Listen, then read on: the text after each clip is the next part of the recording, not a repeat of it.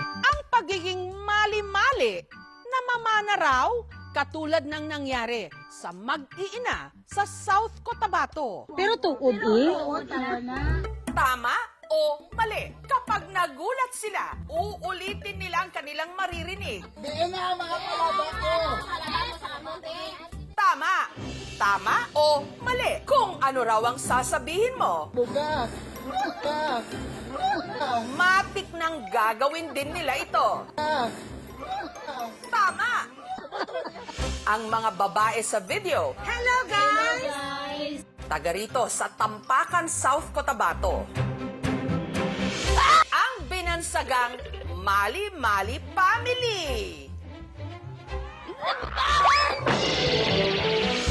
Approve ka, KMJS? Oh, happy Ang approve ka, Kim JS. Babanggit ko ng pangalan. Ako, mali. Ako, pare. Ako. So, ang paano pangalan mo? Susana. Ano ni? Dua-dua ako. Ay, ambot ah. Ano po yung nararamdaman nyo ngayon? Parang gano'n. Ay, nakingay. Ang hikit. Susana. Ang happy Ang hikit.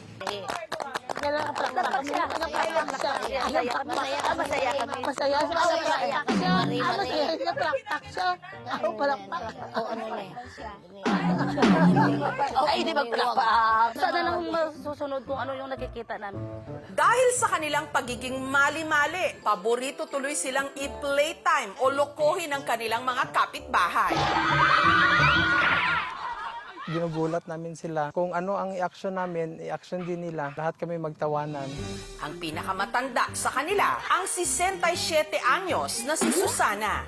Makarinig lang daw si Susana ng kaunting kaluskos. Oh, Mare, Jessica. So, Ay sus, naaaligaga na siya. ay, nagpaparihay kita. Nagaano ako magsaing. Tapos yung nagaano na ako ng bigas sa rice cooker, pumasok yung apo ko.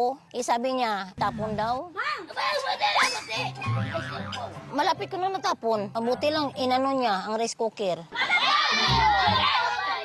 Ang pagiging mali-mali ni Susana, pinaniniwalaan niyang namana raw niya sa kanyang ina. Katunayan, madalas niya raw itong ginugulat noon hanggang sa hindi na lang niya namalayan. Siya rin, naging magugulatin na. Put sa point na anak ko'y anak nga tulo, nag-anam-anam na magmali-mali na pod. Ang pagkamali-mali ni Susana, tila na ipamana na rin daw niya sa kanyang anak na si Virgie, na dati namang factory worker.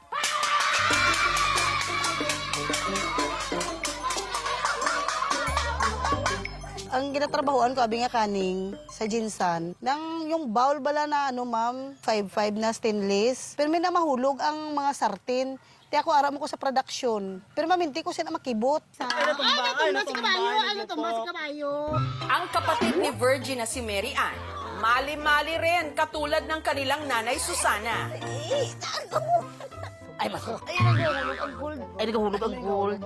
Dirawan, nagaulan, kwartama. Ay, ulang kwartama. Ay, may gold. Gamay lang lagpok, bala ang mabatian ko. Mga ano ko dayon, daw gapanik ko dayon.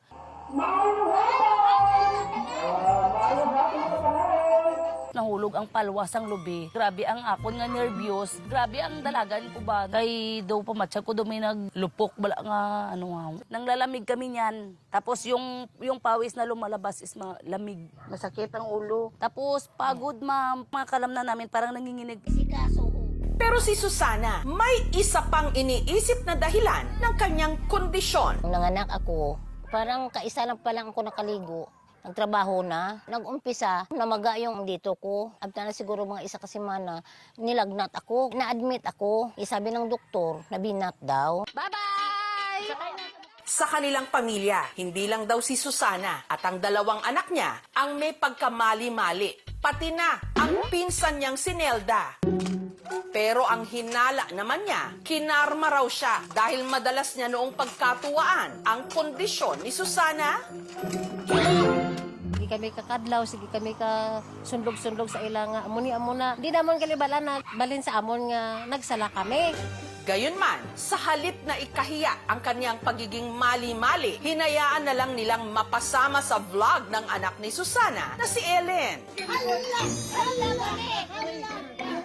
Yun yung banding namin. Yung content talaga namin is daily routine ng naming magkapamilya. Kung marami man ang naaaliw, may iba namang na-OOA-han sa pinaggagawa nila.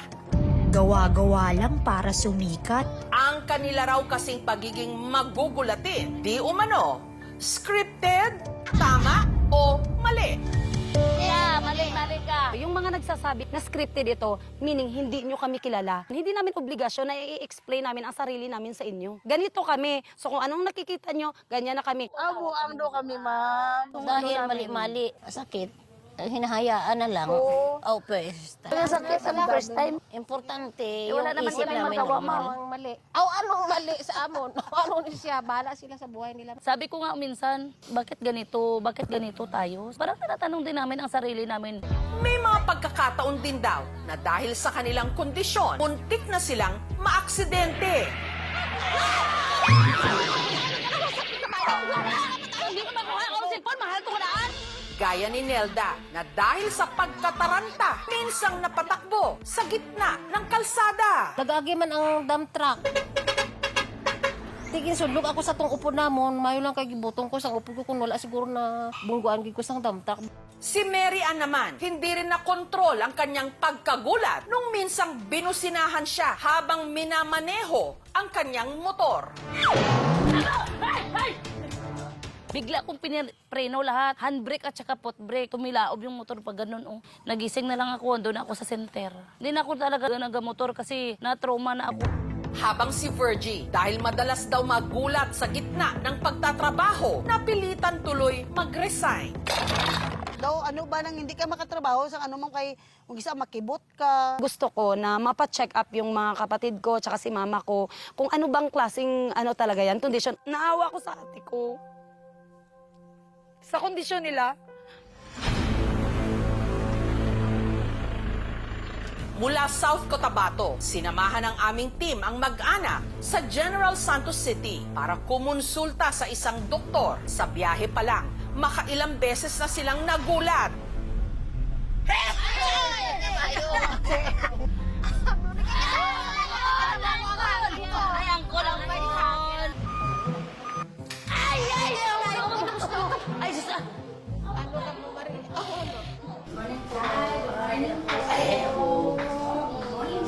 Ayon sa doktor, ang mag-anak, posibleng may kondisyon na kung tawagin, Lata Syndrome. Sa lingwahe natin, mali-mali or sala-sala may kinalaman sa traumatic experience and also psychological and environmental influences. Having even one family member put high risk to everybody down the line. Pero paglilinaw ng doktor, hindi rin daw ito dahil sa binat o karma. May tinatawag tayong postpartum depression or anxiety. Having mental health problem put also at risk yung patient. Gayunman, may paraan naman daw para mabawas-bawasan ito. We give up soft drinks, chips, chocolates, coffee, tea because it can produce a hyper response and also sobrang pagod, puyat, malipasan ng gutom, stress. Avoid the triggers, nagugulatin, kasi they cannot control it. So they can be abused. This is an eye-opener to us that this condition talagang nag-i-exist. Ako nagpasalamat man ako nga naklaruhan nga kami mga normal. Inang nabalaan na namon, kag na-prove na namon sa tao, hindi gali kami mga buang-buang. Buga. Sa content namin, magkakaroon talaga kami ng adjustment. Kasi mas importante pa rin talaga ang health ng aking pamilya. Sa kabila ng pagiging mali-mali, sina Susana, may nagagawa pa rin naman daw na tama. Yung mga anak ko, 6 sila lahat. Mga mababait din sila. Mapagmahal sila sa bawat isa. Sana hindi na magpunta pa sa next generation namin ba? Sana sa amin na lang yan sana. Oh, Mare, Jessica, Soho. Mas madalas nga lang na napapansin ang mga pagkakamali. Pero may ilang hindi naman ito sinasadya. Kaya imbes na pagtawanan, sa maayos na pamamaraan, mas mabuting ito'y itama.